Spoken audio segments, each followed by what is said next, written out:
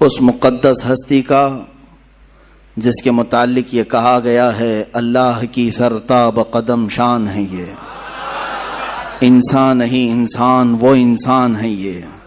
قرآن تو ایمان بتاتا ہے انہیں، اور ایمان یہ کہتا ہے میری جان ہے یہ۔ وہ مقصود کائنات ہیں، وہ اصل کائنات ہیں، وہ روح کائنات ہیں، وہ جان کائنات ہیں۔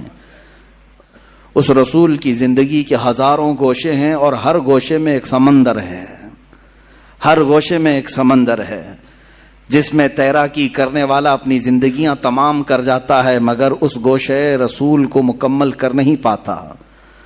اخیر میں جا کر کے پھر یہ کہنے پر مجبور ہو جاتا ہے لا يمكن الثناء كما كان حقه، لا يمكن الثناء كما كان حقه۔ بعد از خدا بزرگ تو یہ قصہ مختصر، لیکن رضا نے ختم سخن اس پہ کر دیا، خالق کا بندہ خلق کا آقا کہوں تجھے۔ بہت کچھ کہا گیا ہے اے رسول پاک آپ کی بارگاہ میں۔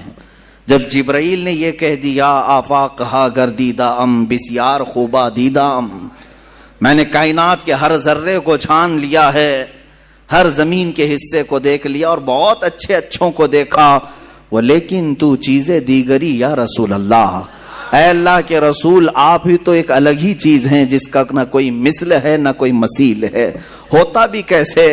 تیرے خلق کو رب نے جمیل کیا، تیری خلق کو رب نے عظیم کیا، کوئی تجھ سا ہوا ہے نہ ہوگا شہا، تیرے خالق حسن و ادا کی قسم، کوئی تجھ سا ہوا ہے نہ ہوگا شہا، تیرے خالق حسن و ادا کی قسم۔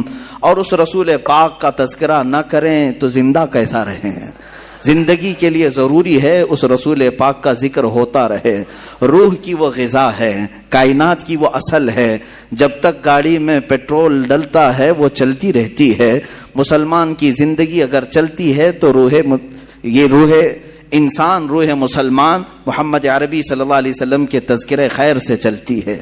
میرے آقا کی محبت کے نغمے ہمارے دلوں کو جلا بخشتے ہیں، اور کیوں نہ ہم کریں، اس لیے کہ ہمارا ہی عقیدہ ہے یہ، وہ جو نہ تھے تو کچھ نہ تھا، وہ جو نہ ہو تو کچھ نہ ہو، جان ہے وہ جہان کی، جان ہے تو جہان ہے۔ اگر رسول پاک کا تذکرہ نہ ہو تو پھر نہ ہم ہیں نہ تم ہو۔ اقبال نے اسی لیے کہا ہے بلبل کا ترنم بھی نہ ہو اور کلیوں کا تبسم بھی نہ ہو، بزم توحید میں تم نہ ہو تو کچھ بھی نہ ہو۔ حضور پاک صلی اللہ تعالی علیہ وسلم کی ذات اگر نہ ہو تو پھر کائنات کا کوئی ذرہ نہیں ہے۔ جن چیزوں کو آپ دیکھیں ان میں نور اگر آج ہے تو وہ برکت رسول اللہ کی ہے۔ اور تمام مداحان رسول نے اپنی اپنی زندگیاں صرف کر دیں، قلم ٹوٹ گئے، سیاہیاں سوکھ گئیں۔ رسول پاک صلی اللہ علیہ وسلم کی بارگاہ میں کبھی سعدی شیرازی نے پکار کر کے کہا بلغ العلا بکمالہ کشفت دجا بجمالہ حسنت جمیع خصالہ صلو علیہ وآلہ۔ کہیں سے ادیب لائل پوری نے کہا تیرے عشق کے رنگ میں رنگ جائیں میرے یار۔ یہ تمام اشعار جب عاشق اپنے مدح کرتے ہیں رسول پاک کی، ان کی زبانوں سے نکلتا رہا۔ بریلی کے تاجدار نے بھی کہا سرور کہوں کہ مالک و مولا کہوں تجھے، باغ خلیل کا گل زیبا کہوں تجھے، اے جان جان میں جس میں اے جان جان میں جان تجلا کہوں تجھے، حیران ہوں میرے شاہ میں کیا کیا کہوں تجھے۔ میں چند مصرے پڑھ رہا ہوں، پورے اشعار پڑھنے کی عادت بھی نہیں ہے، تھوڑے سے صرف اس لیے کہہ رہا ہوں کہ دنیا بھر کے مداحوں نے میرے آقا کی شان میں قصیدے لکھے اور قلم توڑ دیے اور ان کی سیاہیاں سوکھ گئی۔ بریلی کے تاجدار سے اوپر ہم چلتے ہیں، پھر دیکھتے ہیں کس نے کیا کیا کہا، تو پھر ہمیں ملا بوسیری نے کہا مولا یا صلی وسلم دائما ابدا علی حبیبک خیر الخلق کلہم هو الحبیب الذی ترجا شفاعته لکل حول من الاحوال مقتہم۔ اس قصیدے میں تو 170 اشعار ایسے ہیں جس میں ہر عضو رسول کی تعریف کر دی، حضور کے سفر کی تعریف الگ، معراج کی تعریف الگ، حضور کی پیدائش کی تعریف الگ، خاندان کی تعریف الگ، معجزات کی تعریف الگ، ساری چیزیں بیان کر دی۔ اخیر میں یوں کہا یا رب بالمصطفیٰ بلغ مقاصدنا واغفر لنا ما مضى یا واسع الکرم. یہی تک نہیں، بوسیری سے اگر ہم آگے بڑھتے ہیں، امام اعظم ابو حنیفہ کی بارگاہ میں پکار کر کے کہتے ہیں یا سید السادات جئتک قاصدا ارجو رضاک فلا تخیب مقصدی. یوں پکار کر کے کہا. پھر دیکھا ہم نے اور کہیں فارسی کی زبان میں علامہ عبد الرحمن جامی جیسا نکلتا ہے، کہتا ہے تنم فرسودہ جاں پارا ز ہجراں یا رسول اللہ، دلم پشمردہ آوارا ز عصیاں یا رسول اللہ، چو بازوئے شفاعت را کشائی بر گنہگاراں مکن محروم جامی را دراں یا رسول اللہ. یہ تو امتیوں کے احوال تھے. پھر ہم آگے بڑھ کر کے دیکھے تو خود صحابی رسول پکار رہے ہیں. حسان بن ثابت کہنے لگ گئے وَأَحْسَنُ مِنْكَ لَمْ تَرَ قَطُّ عَيْنِي وَأَجْمَلُ مِنْكَ لَمْ تَلِدِ النِّسَاءُ خُلِقْتَ مُبَرَّأً مِنْ كُلِّ عَيْبٍ كَأَنَّكَ قَدْ خُلِقْتَ كَمَا تَشَاءُ. صحابہ نے بھی کہا، صحابیات نے بھی کہا، تابعین نے کہا، اولیاء نے کہا، صالحین نے کہا، شعراء نے کہا. ارے میاں یہ تو سارے انسانوں نے کہا.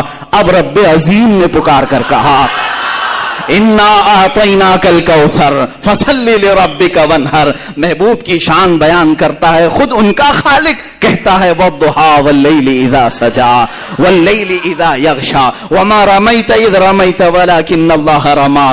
دست مبارک کے لیے بھی اللہ نے فرمایا. قدم کی بات آتی ہے، اللہ تو قسم یاد کر کے کہتا ہے لا اقسم بہذا البلد، اس شہر کی قسم جس میں میرا محبوب قدم رکھتا ہے.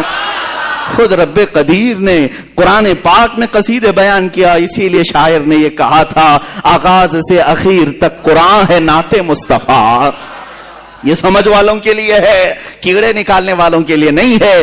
عشق کی آنکھیں ہوں، قرآن پڑھے تو یہی کہے گا آغاز سے اخیر تک قرآن ہے نعت مصطفیٰ. محبوب کے بیان کا کیسا انوکھا ڈھنگ ہے، محبوب کے بیان کا کیسا انوکھا ڈھنگ ہے. یہ رسول پاک صلی اللہ تعالی علیہ وسلم کی عظمت کوڑ لوگوں کو نظر نہیں آتی. اسی لیے کہا گیا ہے کہ آنکھ والے تیرے جوبن کا تماشا دیکھیں، آنکھ والے تیرے جوبن کا تماشا دیکھیں. دیدہ کور کو کیا نظر آئے کیا دیکھے.